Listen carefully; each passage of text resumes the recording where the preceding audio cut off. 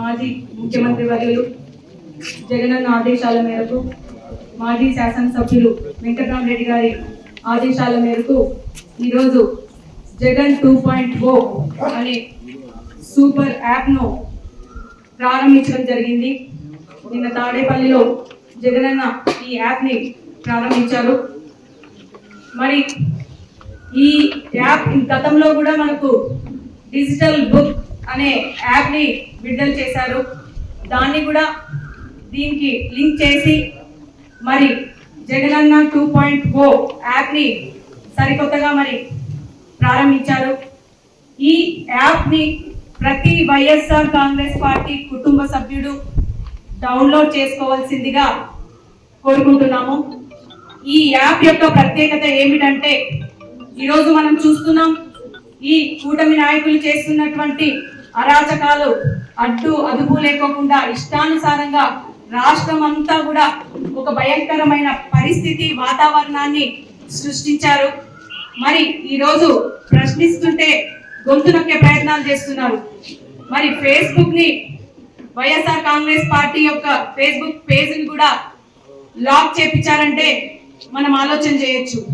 మనమే మా ఫేస్బుక్లో కేవలం వాళ్ళు చేస్తున్నటువంటి కక్ష సాధింపులు అరాచకాలని ప్రశ్నిస్తేనే మరి ఆ ఫేస్బుక్ ని లాక్ చేయడం జరిగింది.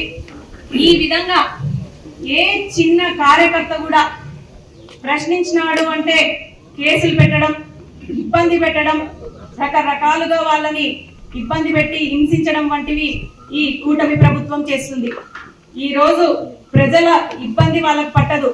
మనం చూసుకుంటే వర్షాలు రాక రైతులు ఏ విధంగా ఇబ్బంది పడుతున్నారు. ఈ రోజుటి వరకు మరి వర్షాలు లేవు. క్రాప్ ఇన్సూరెన్స్లు కూడా మరి నిన్నటి దాకా మరి ఇన్సూరెన్స్ చేసుకునేది కూడా క్లోజ్ చేస్తే మరి మన వైఎస్ఆర్ కాంగ్రెస్ పార్టీ తరఫున అందరూ కూడా ప్రశ్నించి ఫైట్ చేస్తే మరి వాటిని ఎక్స్టెన్షన్ చేయడం జరిగింది ఈ నెల 30 తారీఖు వరకు. ఈ విధంగా ప్రతి దాంట్లో కూడా మరి ఇదే అనంతపురం జిల్లాలో వేరే కాన్స్టిట్యున్సీలో మరి తాడిపత్రి నియోజకవర్గంలో అయితేనేమి, అదే విధంగా రాప్తాడ్లో అయితేనేమి, వాళ్ళు చేసేటివి టీడీపీ నాయకులు చేసేటివి మంత్రాల్లాగా, మరి అదే మనం మాట్లాడితే బూతుల్లాగా ఆలోచన చేస్తూ కేసులు పెట్టి ఇబ్బంది పెడుతున్న పరిస్థితి.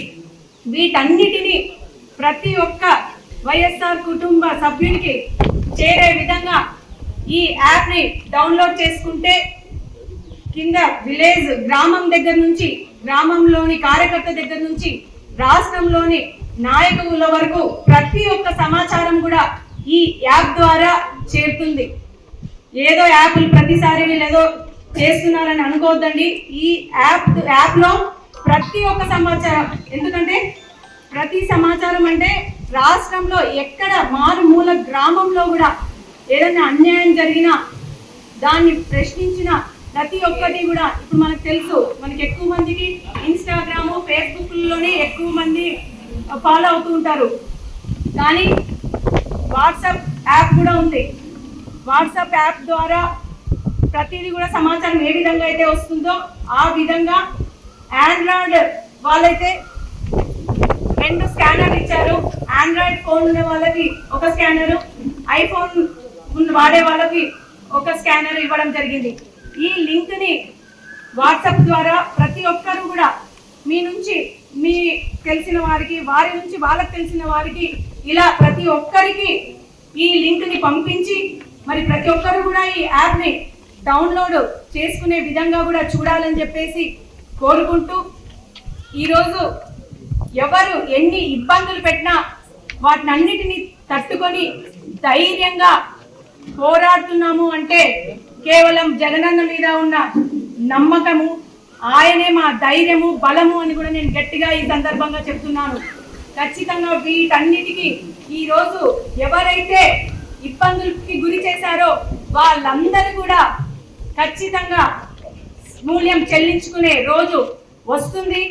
ఆ రోజు వరకు కొంత సమన్వయంతో మీరంతా ఉండి ఖచ్చితంగా మరి ఆ రోజు కోసం మనమంతా వెయిట్ చేద్దాం. ఇంకా ఎక్కువ ఇబ్బంది పెట్టినారు అంటే ఎవ్వరూ కూడా సహించద్దండి. ఎందుకంటే మనకు తెలుసు వాళ్ళు కావాలనే కేసులు పెడుతున్నారు, కావాలనే ఇబ్బందులు పెడుతున్నారు. కానీ మనం వీటన్నిటినీ ఎదుర్కొంటాం. మన జగనన్న మన కోసం ఉన్నాడు అని తెలియజేస్తూ, ఈ అవకాశం ఇచ్చిన ప్రతి ఒక్కరికి పేరు పేరున నా ధన్యవాదాలు తెలియజేస్తూ